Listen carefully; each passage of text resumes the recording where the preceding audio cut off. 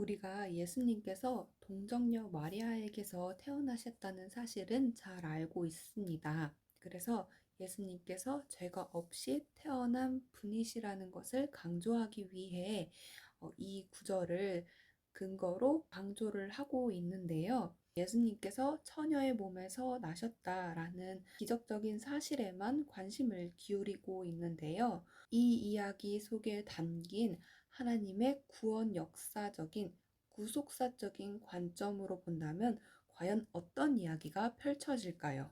예수님께서 처녀의 몸에서 나실 것에 대해 예수님 오시기 600년 전에 예언이 되어 있었습니다. 바로 이사야 7장 14절에 이사야를 통해 하나님께서 예언을 해 놓으셨습니다. 보라, 처녀가 아들을 낳을 것이요 그 이름을 임마누엘이라 하리라. 이 예언 그대로 예수님께서는 600년 후에 남자의 씨가 없이 태어나시게 된 겁니다.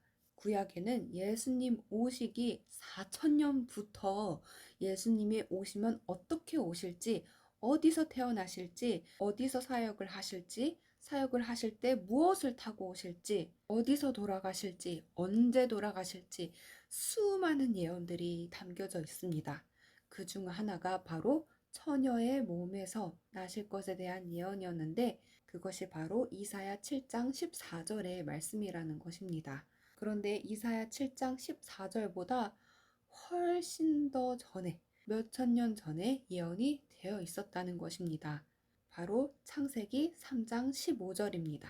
그 내용은 아담과 하와가 선악과를 따먹고 범죄한 후에 하나님에게 질책의 말씀을 듣고 저주를 받는 그 내용입니다. 그 뱀에게 하나님께서 저주를 내리시기를 너는 모든 짐승들보다 더 저주를 받아 배로 다니고 종신토록 흙을 먹을 것이다 라는 저주를 내리시면서 내가 너로 여자와 원수가 되게 하고 너의 후손도 여자의 후손과 원수가 되게 하리니 너는 그의 발꿈치를 상하게 하고 그는 너의 머리를 상하게 할 것이니라 라고 저주를 내리셨습니다. 여자의 후손은 뱀의 후손의 머리를 상하게 하고 뱀의 후손은 여자의 후손의 발꿈치를 상하게 할 것이다 라고 저주를 내리셨어요. 이 싸움을 볼 때 과연 누가 이기고 누가 졌을까요? 사람이 발꿈치를 상하는 게 치명타일까요? 아니면 뱀이 머리를 밟히는 게 치명타일까요? 네, 여자의 후손이 이기고 뱀의 후손이 질 것이라는 이 예언이 창세기 3장 15절에 하나님께서 이미 그 결론을 박아놓고 시작을 하신 싸움입니다. 그러면 성경의 끝에는 바로 이 뱀의 머리가 상하는 이야기로 결론이 나오게 되겠죠. 그것은 성경의 끝인 요한계시록에 뱀의 머리가 밟힐 것에 대한 예언이 들어가 있습니다. 계시록 20장 1절에서 2절의 말씀인데요.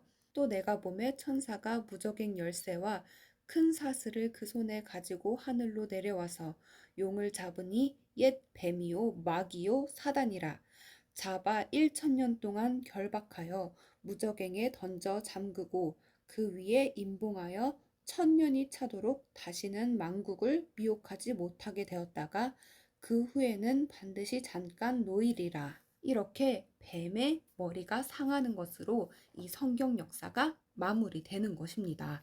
여러분 혹시 양산에 있는 통도사라는 절에 가보신 적 있으신가요? 저도 가보지는 않았는데 그곳에 있는 사천왕의 모습을 보면은 사천왕이 오른손에는 용을 잡고 왼손에는 그 용의 혓바닥을 들고 있어요. 이 용의 혓바닥을 뽑은 것이죠. 왜 용의 혓바닥을 뽑았을까요?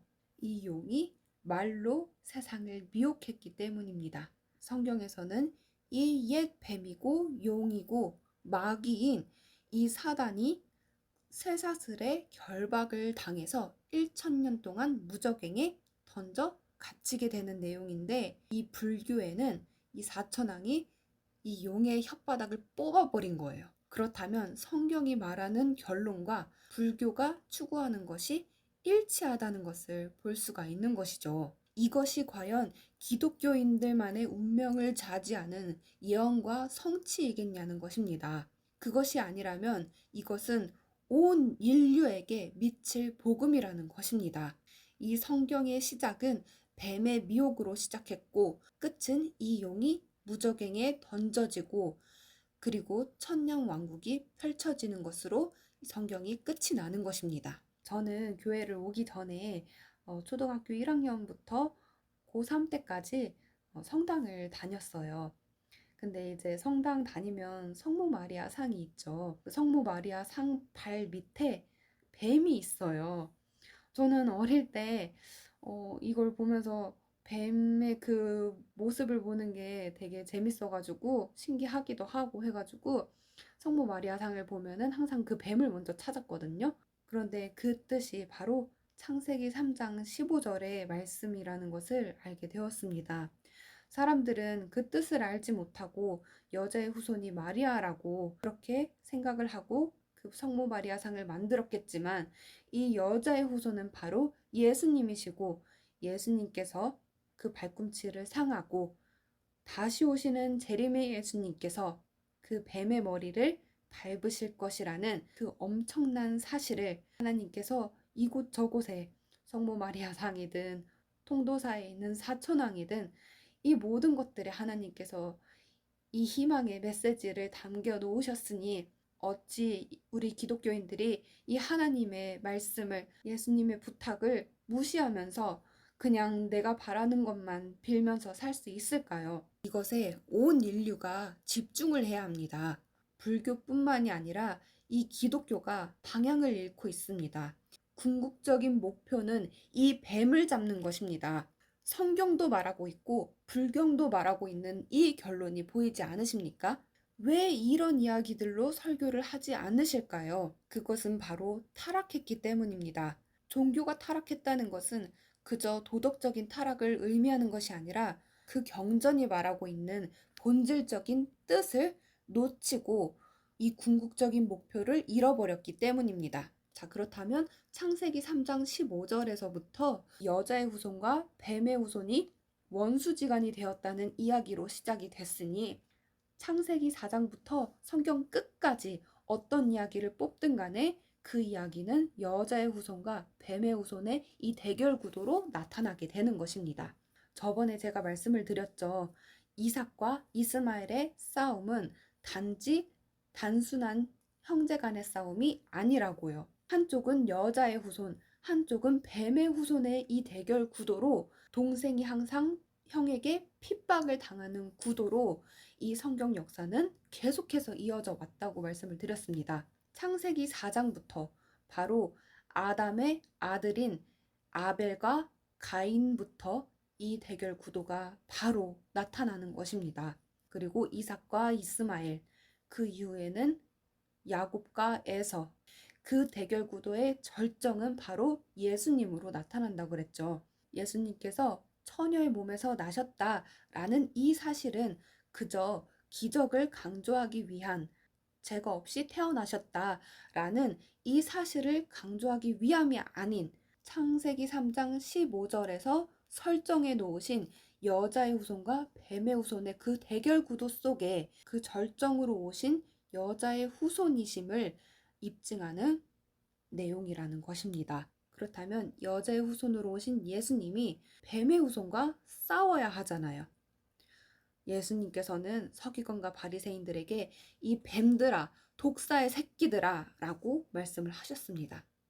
이 말씀을 어떤 목사님들은 예수님께서 하신 이 말씀은 한국식으로 하면 개 XX야 하면서 욕을 하신 거랑 똑같다라고 말씀하시는 분들이 계신데 그것이 아니라 너희들이 바로 4,000년 전에 아담과 하와를 꼬셨던 그 뱀의 후손으로 지금 여자의 후손인 나를 너희들이 죽이려고 하는 그 존재들이야 라는 것을 말씀하신 것이라는 거죠. 예수님께서 우리에게 너희는 땅끝까지 이르러 나의 증인이 되어라 라고 말씀을 하셨죠. 이 말씀이 우리에게 뱀을 좀 잡아달라고 말씀을 하시는 것입니다. 우리 기독교인들은 예수님의 십자가 사건이 이 뱀과의 싸움에서 최후의 승리를 하신 것이라고 믿고 있습니다. 그것이 아니라 예수님께서는 이 십자가 지심으로 여자의 후손이 발꿈치를 상할 것이다 라는 그 예언을 이루신 사건이 예수님의 십자가 사건이고, 시편 41편 9절에서도 예수님께서 발꿈치가 들렸다라는 이 표현으로 이 발꿈치라는 이 용어를 사용했단 말이에요. 왜 하필 발꿈치라는 이 용어를 이 시편 41편 9절에 사용했냐는 것이죠. 그것은 바로 창세기 3장 15절에 예언한 이 발꿈치가 들리는 사건이 예수님의 십자가 사건이라는 것을 명시하신 말씀이라는 것입니다. 발꿈치가 상했다, 발꿈치가 들렸다, 동일한 표현이라는 것을 이해하셔야 합니다. 여자의 후손이 발꿈치가 상하는 사건이 2000년 전 예수님의 십자가 사건으로 나타났다면, 이제는 뱀의 후손의 머리가 상할 것에 대한 예언이 이루어질 때입니다. 여자의 후손의 편에 서셔서 함께 뱀의 머리를 짓밟는 하나님의 이 역사에 동참하게 되시기를 간절히 바랍니다.